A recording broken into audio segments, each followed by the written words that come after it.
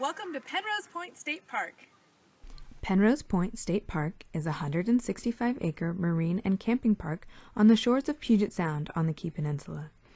In addition to the 2 miles of shoreline, extensive walking trails, and a hidden lagoon, the park's most distinguishing feature is the long peninsula that is exposed during low tides. Because of its easy access, location, and abundance of wildlife, Penrose Point State Park is the perfect location to get your feet wet with Harbor Wildwatch. Harbor Wildwatch is a marine and environmental education organization dedicated to inspiring stewardship of Puget Sound. Our educational programs are fun, interactive, and aim to engage participants in the preservation of our natural marine resources. Our programs include informative signage at local parks and beaches, a junior naturalist training program called Sea Stars and Beyond for science-minded youth, and in-school workshops on 20 different marine topics. Our most well-known programs are those that involve marine invertebrates. Explore the Beach brings students on field trips to the beach. Peer into the Night places lights in the water after darkness falls. And our Get Your Feet Wet programs allow visitors an up-close look at marine life in touch tanks. Each program aims to inspire the participants to care for Puget Sound. Puget Sound was formed during the last ice age under the weight and friction of advancing and receding glaciers over 3,000 feet high. The glaciers left behind deep channels which formed an inland sea. Over the past 500 years, forces of erosion, currents, and tides have shaped the beaches, deltas, and sandspits to that which we see today. With more than 10,000 rivers and streams flowing into it, Puget Sound is the nation's second largest estuary after Chesapeake Bay. Estuaries are places where freshwater and saltwater mix together, creating a unique habitat. Many species depend on the estuary. Most notable of these are the many species of salmon that acclimate to the salinity of the ocean within the quiet harbors and bays within Puget Sound. When the tide is out, animals who live on the beach are exposed and particularly vulnerable to drying out, predation, changes in temperature and salinity, and are at the mercy of the weather. When you visit the beach on a low tide, please remember to be a guest. G. Gently handle the animals. Touch with one wet finger. Never poke or prod an animal. U. Use your head.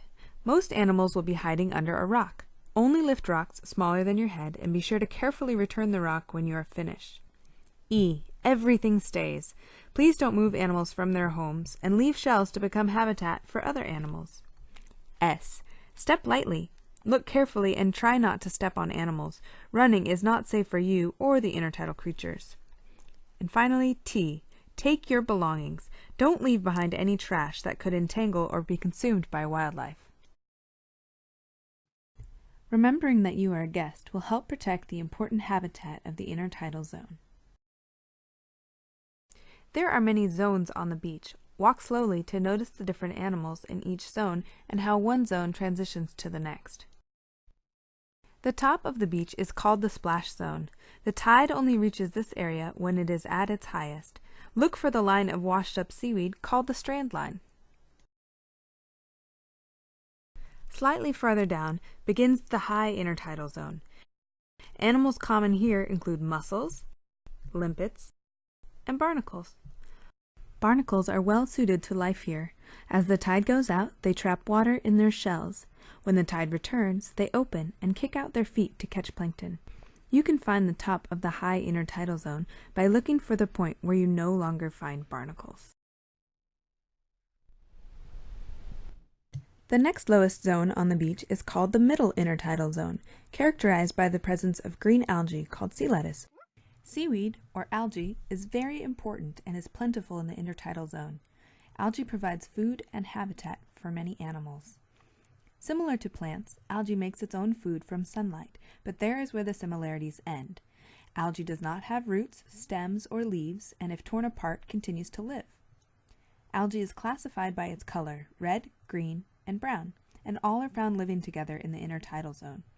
Green algae found here is typically from the genus Ulva and is commonly called sea lettuce. Many animals utilize the sea lettuce, like this hermit crab.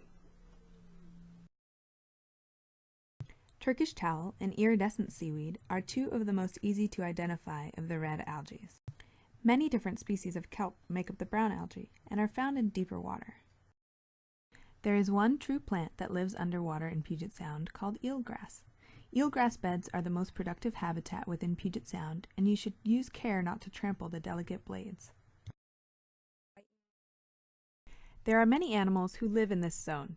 If you find yourself in a bed of sand dollars, only step on the dead, white or brownish skeletons, never on the fragile dark purple living ones. Many small crabs call the middle intertidal zone their home. You can find them by turning over small rocks the size of your head. If you would like to hold one, be gentle and keep the crab low to the ground so it doesn't fall. Release the crab next to the rock where you found it, and remember to gently roll the rock back into place. Because crabs need to shed their protective shell in order to grow, you may find crab molts on the beach. Often mistaken for dead crabs, these skeletons are empty inside and the crab is long gone. Look for clam siphons squirting water out as you walk. Shellfish can be plentiful in this zone. If you plan to harvest shellfish, be sure to have a license and follow guidelines outlined by Washington Department of Fish and Wildlife. Abide by limits and remember to fill your holes and shuck oysters on the beach. Doing so will ensure a sustainable harvest for years to come.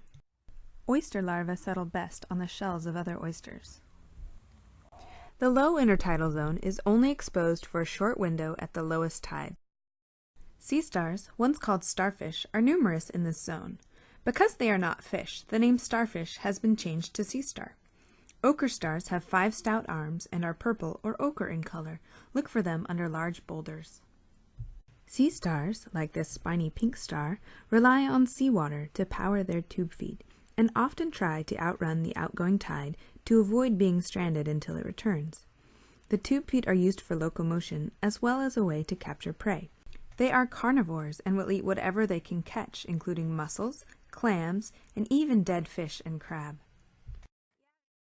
This ochre star is dining on a dead crab and her eggs. Because the sunflower star has a flexible body and many tube feet, it is the fastest and most voracious of all the sea stars. If you find a sea star that is eating, you will see its delicate, transparent stomach protruding from the mouth. Be careful if you encounter the red rock crab, which can be identified by their distinctive red color and powerful claws with black tips. You can tell if a crab is male or female by looking at their underside. Females, like this one shown on top, will have a large flap for holding eggs. A male's flap will be much smaller. Mating occurs in the spring. Males will cradle females face to face until they molt, and her eggs can be fertilized. When they are ready, the female shakes the tiny larva from her abdominal flap. Of the thousands of larvae that are produced, only a handful will survive to adulthood. Red rock crabs are most likely to be found sheltering under large rocks. Do your best not to disturb them. Black-clawed mud crabs are also common here. When flipping over a rock, pay close attention to the animals on the rock, not just what's underneath it. Many animals can be spotted here, including flatworms, jingle shells, and chitons. When you are done observing, carefully roll the rock back in place. Animals found on the top of the rock are well suited to living there, and animals attached underneath the rock can only live there. These jingle shells, a type of bivalve, prefer the dark, moist habitat underneath rocks. If their rock isn't returned to its original position, they will die. Even the keenest observers may not be able to find a moon snail, but evidence of their presence can be seen all throughout the lower intertidal zone. These large carnivorous snails prey on clams. They can use their large muscular foot to dig down in the sand and smother them, or use their sharp tongue, called a radula, to scrape a hole through the clam's shell near the hinge. When threatened, the moon snail can withdraw its foot all the way into its shell, which is sealed with a tough shield called an operculum. The operculum grows with the snail and keeps out all but the most determined red rock crab. The eggs of the moon snail are called sand collars and look like something man-made. The many thousands of microscopic eggs are sandwiched between a layer of sand and mucus on either side. Another common snail is the frilled dogwinkle. Their eggs resemble swollen grains of rice. Only on the lowest tides of the year is the subtidal zone accessible. Bubble snails lay gelatinous yellow eggs on patches of algae. The shaggy mouse nudibranch, or sea slug, can be easily observed in the springtime. They eat anemones and incorporate the stinging cells of their prey onto their backs for defense.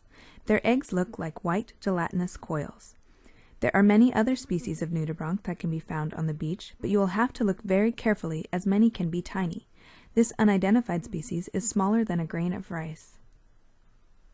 Occasionally, beach explorers will discover fish, such as the small eel-like gunnels, tidepole sculpin, or tadpole-shaped plain-fin midshipmen. These fish are guarding their territory and sometimes eggs and should never be touched or moved. As long as their skin is wet, they can survive until the tide returns. Try and find squid eggs, which form large rafts of maturing embryos in the spring and summer. The eggs are clear when they are first laid and then turn brownish as they near maturity. You may be lucky enough to see small embryos within the eggs. While you are walking on the beach, look around at the many species of birds that live in the Pacific Northwest.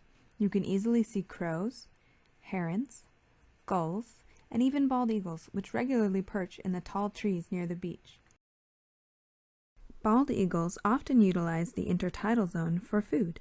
Watch as this one grabs a quick meal from the beach.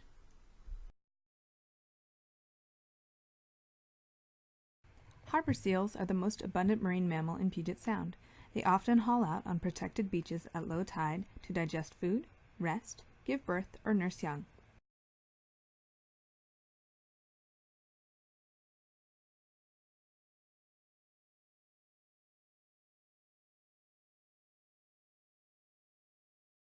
Pupping season occurs from July through September, and often pups are left on the beach while the mother hunts. If you encounter a pup on the beach, keep your distance. It is against the law to approach them, and human encroachment can stress the pup and scare other adult seals away. As you can see, there are a lot of living organisms found on Puget Sound beaches. We hope you enjoyed this tour through the intertidal zones at Penrose Point State Park. The next time you visit a beach, please remember to be a guest while exploring to help protect these natural resources and keep our beaches and the Puget Sound healthy. Have fun and enjoy the park.